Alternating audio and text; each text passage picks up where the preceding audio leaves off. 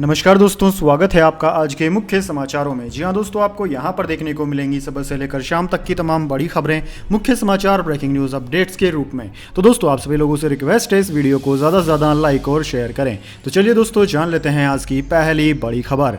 Macro के dinner में शामिल हुए मोदी, राष्ट्रपति को चंदन का सितार, फर्स्ट लेडी को सिल्क की साड़ी दी, सबमरीन फाइटर जेट इंजन बनाने पर लगी मोहर। जी हाँ दोस्तों, प्रधानमंत्री मोदी 2 दिन का फ्रांस दौरा खत्म कर संयुक्त अरब अमीरात के लिए निकल गए। इससे पहले राष्ट्रपति एमेनुअल मैक्रो ने उनके लिए लूव्र म्यूजियम में डिनर होस्ट किया। 1953 के बाद पहली बार फ्रांस ने किसी विदेशी नेता के लिए लूव्र म्यूजियम में डिनर होस्ट किया है। डिनर के दौरान टोस्ट रेज करते हुए पीएम मोदी ने कहा कि भारत और फ्रांस मिलकर दोनों देशों की भलाई के लिए ही नहीं बल्कि वैश्विक सुरक्षा और शांति में भी अहम योगदान दे रहे हैं। उन्होंने कहा कि कल फ्रांस के सर्वोच्च पुरस्कार से मुझे सम्मानित किया गया, यह मेरे और सभी भारतीयों के लिए गर्व और सम्मान का विषय है। पीएम मोदी ने राष्ट्रपति मैक्रो के साथ लूव्र म्यूजियम के एफिल टावर पर हुई आतिशबाजी भी देखी।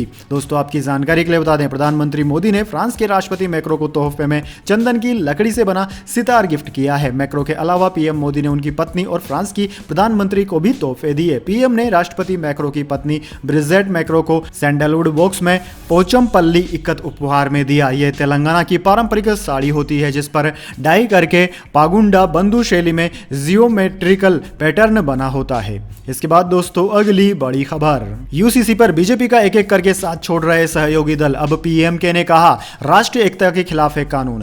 जी हां दोस्तों, यूनिफॉर्म सिविल कोड यानी कि यूसीसी लागू करने की बात करने वाली बीजेपी अब इस मामले में अकेले पड़ती नजर आ रही है। यूसीसी को लेकर देश में हो रहे विरोध में बीजेपी के सहयोगी दल भी शामिल होते जा रहे हैं। इन दलों में अब तमिलनाडु में बीजेपी की गठबंधन सहयोगी डीएमके भी पीएमके भी शामिल हो गई है। पीएमके का कहना है कि यूसीसी राष्ट्रीय एकता और विकास के खिलाफ है। पीएमके के अध्यक्ष डॉक्टर अंबुमणि रामदास ने 22वें कानून आयोग के अध्यक्ष को पत्र लिखकर बताया है कि उनकी पार्टी यूसीसी का विरोध क्यों कर रही है। ऑल इंडिया अन्ना द्रविड़ मुनेत्र कशगम के चीफ के पलानी स्वामी ने पिछले दिनों यूसीसी पर कहा था कि 2019 के लोकसभा चुनाव के लिए जारी हमारी पार्टी के घोषणा पत्र में रुख पहले ही स्पष्ट कर दिया गया था। तमिलनाडु के पूर्व सीएम पलानी स्वामी ने पार्टी के जिला सचिवों की बैठक की अध्यक्षता के बाद मीडिया से कहा था कि हमारा घोषणा पत्र पढ़े। हमने इसका स्पष्ट रूप से उल्लेख किया है कि घोषणा पत्र में धर्मनिरपेक्षता विषय के तहत पार्टी ने 2019 में कहा था कि अन्ना मुद्रक भारत सरकार से समान नागरिक संहिता के लिए संविधान में कोई संशोधन नहीं करने का आग्रह करेगी क्योंकि यह भारत में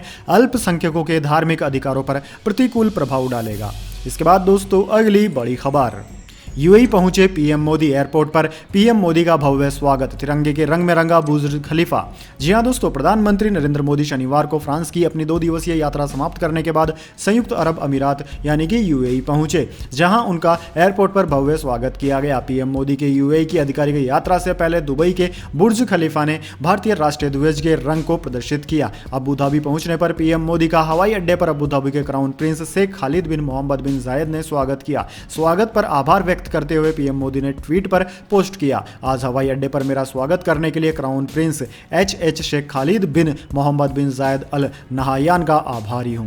पीएम मोदी के अबू धाबी हवाई अड्डे पर पहुंचने पर विदेश मंत्रालय के आधिकारिक प्रवक्ता अरिंदम बागची ने ट्वीट किया, साझेदारी को आगे बढ़ाते हुए प्रधानमंत्री मोदी अबू धाबी पहुंच गए हैं। अबू धाबी के क्राउन प्रिंस महामहिम Sheikh Khalid bin Mohammed bin Zayed Al नहायान ने हवाई अड्डे पर उनका गर्मजोशी से स्वागत किया।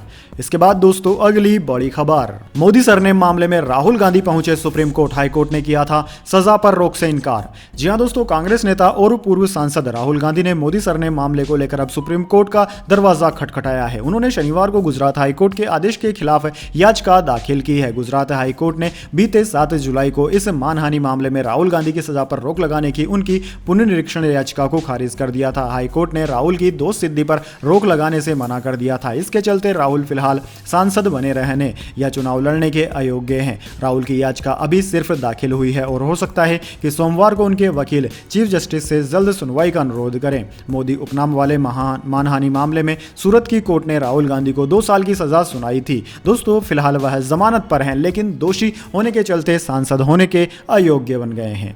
इसके बाद दोस्तों, अगली बड़ी खबर। असम सीएम बोले राज्य में मियां बेच रहे महंगी सब्जी। ओवैसी ने कहा इनके घर भैंस दूध न दे तो उसका इल्जाम भी मियां पर ही लगाएंगे। जी हाँ दोस्तों, असम के सीएम हिमंत बिस्वा शर्मा ने राज्य में सब्जियों की बढ़ती कीमत का जिम्मेदार मियाँ समुदाय को बता दिया। शर्मा ने कहा कि शहर में ज्यादातर सब्जी बेचने वाले मियाँ हैं, ये असमिया लोगों को महंगी सब्जी बेच रहे हैं। शर्मा की इस टिप्पणी के बाद AIMIM चीफ असदुद्दीन ओवैसी ने ट्वीट करते हुए शर्मा पर तंज कसा। ओवैसी ने लिखा कि देश में एक ऐसी मंडली है जिनके घर अगर भैंस दूध ना दे या मुर्गी अंडा ना दे तो इसका इल्जाम भी मियाँ पर ही लगा देंगे। ओवैसी ने आगे लिखा कि शायद अपनी निजी नाकामियों का ठीकरा भी मियाँ भाई के सर पर ही फोड़ते होंगे। आजकल मोदी जी की विदेशी मुसलमानों से गहरी यारी चल रही है, उन्हीं से कुछ टमाटर पालक आलू वगैरह मांग कर काम चला लीजिए। दरअसल दोस्तों, आपकी जानकारी के लिए बता दें, असम में बंगाली मूल के मुसलमानों के लिए अक्सर मियाँ शब्द का इस्तेमाल किया जाता है। वे मूल रूप से बांग्लादेश से आए थे। असम के मुख्यमंत्री अक्सर मियाँ समुदायों को सांप्रदायिक बताते रहे हैं।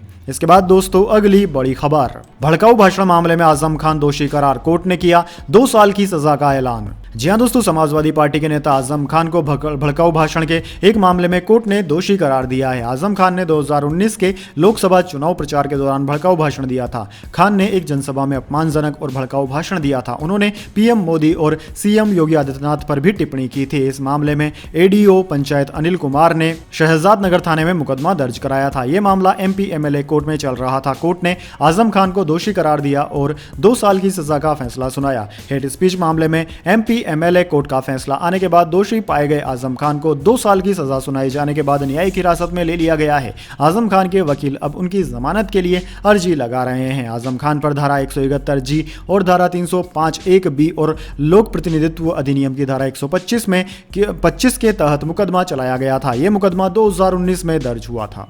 इसके बाद दोस्तों, अगली बड़ी खबर, पीएम मोदी का इसी महीने राजस्थान का दूसरा दौरा, 28 को नागौर में करेंगे बड़ी सभा।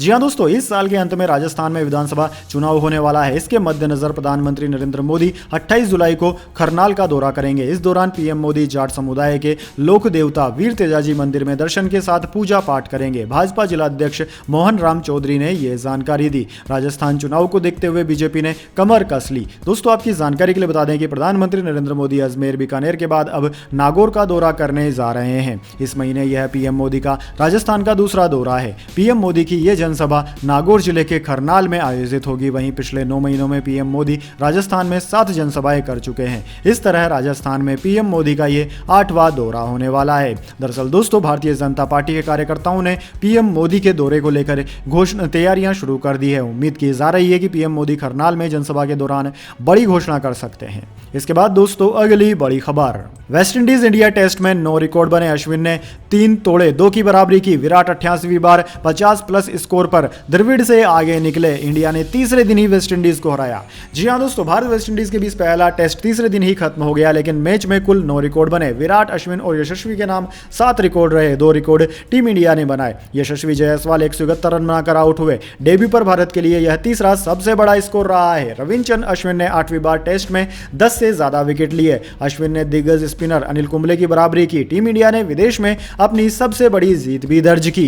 दोस्तों, जायसवाल ने 171 रन बनाए। डेब्यू टेस्ट में भारत से तीसरा यह टॉप स्कोरर है। यशस्वी जायसवाल डेब्यू टेस्ट में 171 रन बनाकर आउट हुए। वह पहले ही टेस्ट में भारत के लिए सबसे बड़ा स्कोर बनाने वाले खिलाड़ियों में तीसरे नंबर पर पहुंच गए हैं। उन्होंने गुडप्पा विश्वनाथ को पीछे छोड़ा। विश्वनाथ ने साल 1969 में 137 रन बनाए थे। डेब्यू टेस्ट में यशस्वी से ज्यादा बड़ी पारी शिखर धवन 187 और रोहित शर्मा 177 ही खेल सके हैं। इसके बाद दोस्तों, अगली बड़ी खबर, PVR आइनॉक्स ने खाने पीने के सामान की कीमत 40% घटाई। इसकी 114 शहरों में 1600 से ज्यादा स्क्रीन्स OTT से मुकाबले के लिए किया मर्जर। जी हां दोस्तों, मल्टीप्लेक्स चेन PVR आइनॉक्स ने खाने पीने के सामानों की कीमतों में 40% तक कटौती की है। बीते दिनों कंपनी को सोशल मीडिया पर उसे अपनी दरों को लेकर विरोध का सामना करना पड़ा था। कंपनी ने अब 99 रुपए से शुरू होने वाले फूड कॉम्बो पेश किए हैं। वहीं GST काउंसिल ने 11 जुलाई को सिनेमा हॉल में खाने पीने की चीजों के बिल पर लगने वाले GST को 18% से घटाकर 5% कर दिया है। इस फैसले का पॉजिटिव असर मल्टीप्लेक्स चेन के बिजनेस पर दिख सकता है, जिन्हें OTT प्लेटफॉर्म से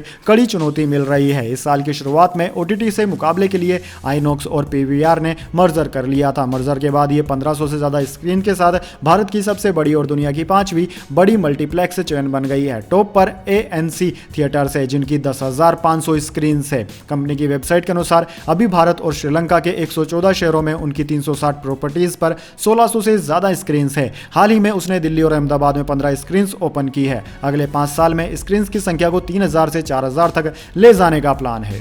इसके बाद दोस्तों अगली बड़ी खबर, जोश में सोना चांदी, इस हफ्ते आया 4,600 रुपए से ज्यादा का उछाल, दिवाली में कहां तक पहुंच सकता है भाव, जान लीजिए। जी हां दोस्तों, बीते हफ्ते सोना चांदी में जबरदस्त एक्शन दिखा। अमेरिकी महंगाई में कमी के संकेत मिलने से डॉलर पर दबाव बढ़ा है। नतीजन डॉलर इंडेक्स 15 महीने के निचले स्तर पर पहुंच गया। कमोडिटी बाजार के लिए यह गुड न्यूज है और यहां तेजी का मूड बन गया है। दोस्तों इस हफ्ते एमसीएक्स पर चांदी में 4600 रुपए से ज्यादा का उछाल आया और यह 75,990 रुपए प्रति किलोग्राम के स्तर पर बंद हुआ। वहीं दोस्तों सोना 457 रुपए उछलकर 59,334 रुपए प्रति 10 ग्राम के स्तर पर बंद हुआ है। कमोडिटी बाजार के जानकारों का कहना है कि कई फैक्टर्स इस समय कमोडिटी बाजार के लिए पॉजिटिव रोल प्ले कर रहे हैं। अमेरिकी महंगाई में कमी आई है जिससे फेडरल रिजर्व पर इंटरेस्ट रेट घटाने का दबाव बढ़ा है। अनुज गुप्ता ने बताया है कि लॉन्ग टर्म के लिए सोना और चांदी का आउटलुक पॉजिटिव है। अगर दिवाली और इस साल के अंत की बात करें तो सोने का टारगेट 63,000-64,000 रुपए प्रति 10 ग्राम है। वहीं चांदी का प्राइस टारगेट 83,000 से 85,000 रुपए प्रति किलोग्राम तक का है। इसके बाद दोस्तों अगली बड़ी खबर, टमाटर ने किसान को बनाया करोड़पति, पुणे के किसान ने एक महीने में ही कमाए 1.5 करोड़ रुपए, 350 रुपए तक पहुंचा टमाटर। जी हां दोस्तों, देश भर में टमाटर की बढ़ती कीमतों के बीच जहां आम आदमी का बुरा हाल है तो वहीं इसने कई किसानों को मोटा फायदा दिया है। पुणे के जुन्नूर के तुकाराम भागोजी गायकर और उनके परिवार ने एक महीने में 13,000 टन की क्रेट बेचकर 1.5 करोड़ रुपए से अधिक की कमाई की। तुकाराम के पास 18 एकड़ कृषि भूमि है। इसमें से 12 एकड़ भूमि पर वह अपने बेटे ईश्वरन गायकर और बहू सोनाली की मदद से टमाटर की खेती करते हैं। परिवार ने कहा कि वे अच्छी गुणवत्ता वाले टमाटर उगाते हैं। हाल ही में 11 जुलाई 2023 को टमाटर की क्रेट का मूल्य 2100 रुपए यानी कि 20 किलो क्रेट मिला। गायकर ने कुल 900 टमाटर की क्रेट बेची। उनको एक ही दिन में 18 लाख रुपए मिले। पिछले दिनों में उन्हें क्रेट के आधार पर प्रति क्रेट 1,000 रुपए से 2,400 रुपए तक की कीमत मिली है। इससे उन्हें 1.5 करोड़ रुपए से अधिक की कमाई हुई।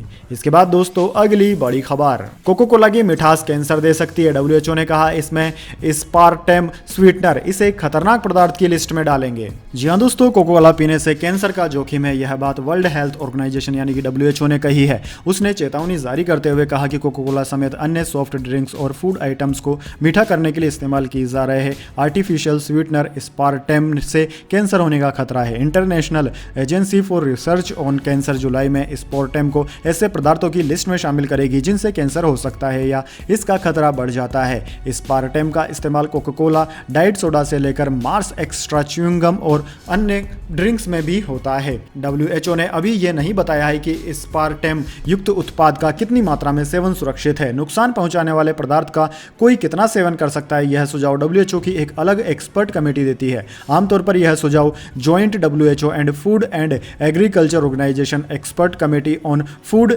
एडिक्टिव्स GECFA देता है।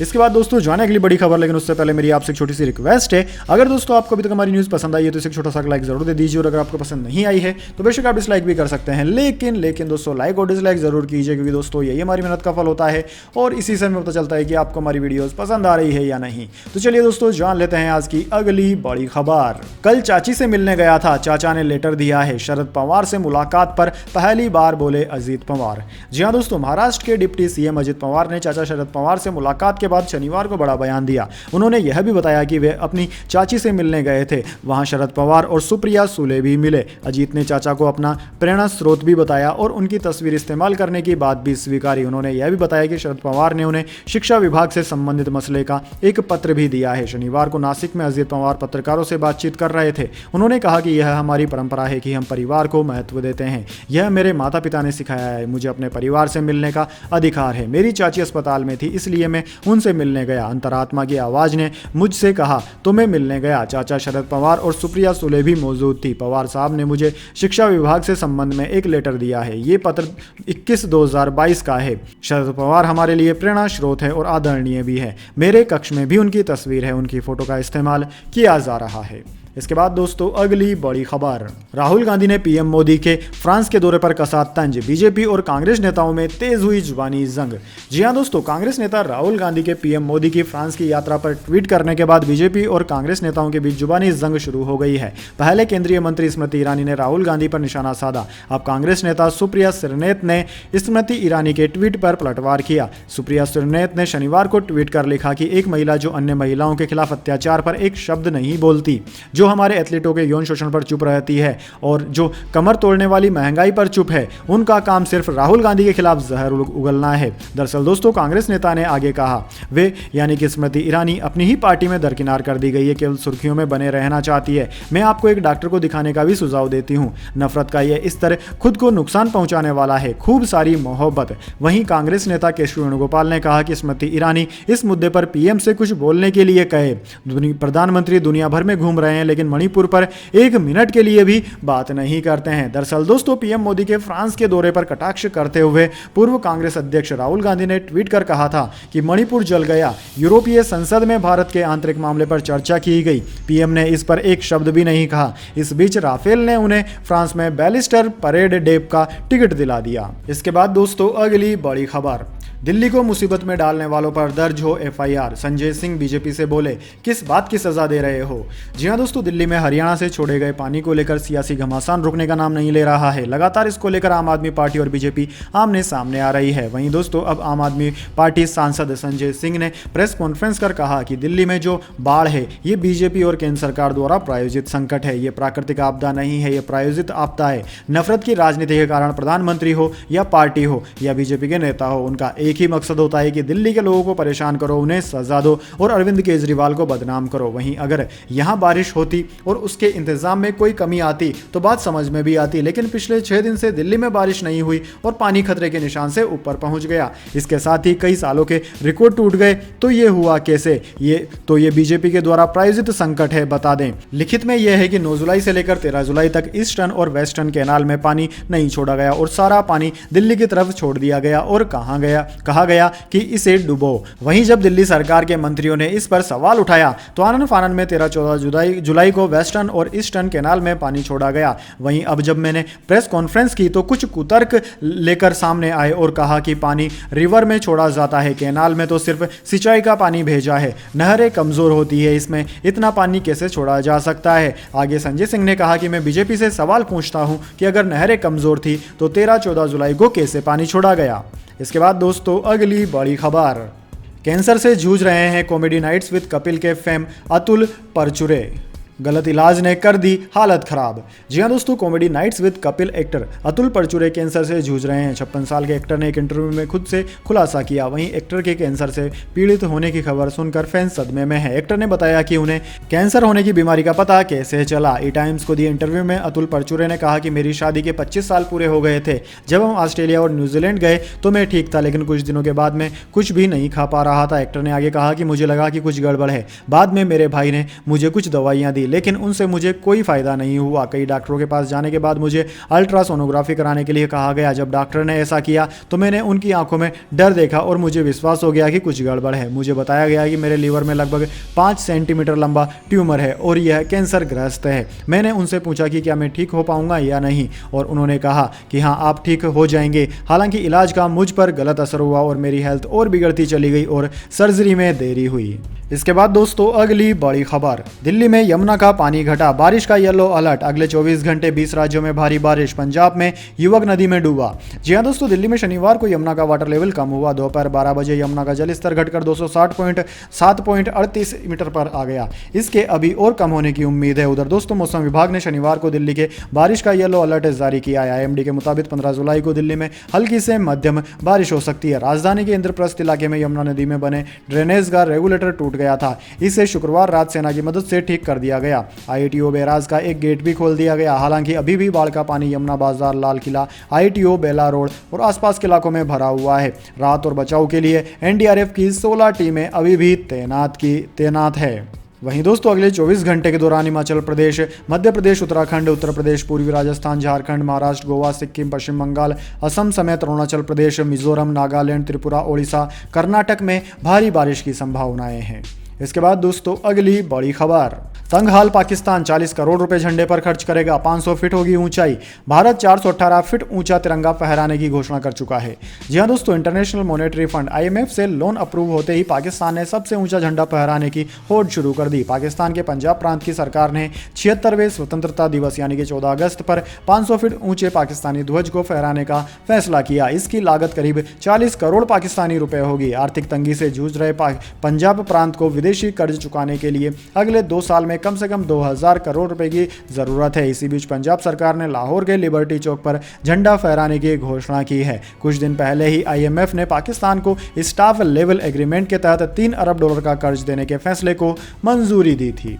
तो दोस्तों यह इतिहास की तमाम बड़ी खबरें। इसके बाद दोस्तों बारी आती है आज के माइंड क्यूज क्वेश्चन की। जी हाँ दोस्तों, एक आसान से सवाल का जवाब देकर आप जीत सकते हैं एक अमेजिंग सरप्राइज गिफ्ट हमारे यूट्यूब चैनल की ओर से। तो दोस्तों आज का सवाल आपकी स्क्रीन पर आ चुका है। विश्व की सबसे प्राचीन संस्कृति कौन सी है? जी हाँ दोस्तों, अगर आप जानते हैं विश्व की सबसे प्राचीन संस्कृति का नाम तो जल्दी से कमेंट बॉक्स में लिख दीजिए। अगर दोस्तों आपका जवाब होता है एकदम सही और आप चले जाते हैं लकी विजेता के रूप में, तो आपको मिल सकता है एक अमेजिंग सरप्राइज गिफ्ट हमारे यूट्यूब चैनल की ओर से। तो दोस्तों जल्दी से अपना उत्तर कमेंट बॉक्स में लिख दीजिए, वीडियो को लाइक कर लीजिए और चैनल को सब्सक्राइब करके बेल आइकन भी दबा लीजिए। धन्यवाद। वंदे मातरम। जय हिंद, जय भारत।